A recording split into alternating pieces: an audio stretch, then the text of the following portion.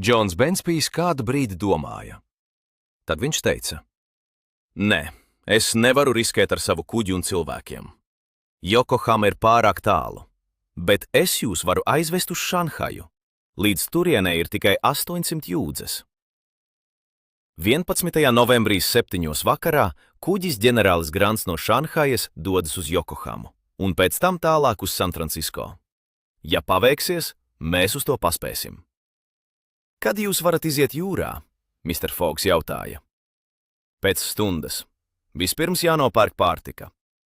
Labi, te ir 200 mārciņu. Fiks uztraucās. Ko tagad darīt? Ja noziedznieks atstās Britu impērijas teritoriju, viņu nevarēs apcietināt. Bet tad Phileas Foggs uzrunāja policistu. Viņš pieklājīgi teica: Ja vēlaties, jūs varat pievienoties mums. Pateicos jums, Fiks priecīgs atbildēja. Misters Foggs nebija aizmirsis pazudušo sulaini.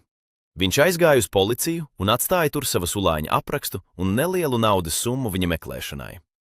Pēc tam Foggs lika nogādāt bagāžu uz Tankaderu un kopā ar Audu uzkāpa uz kuģa. Fiks jau atradās tur.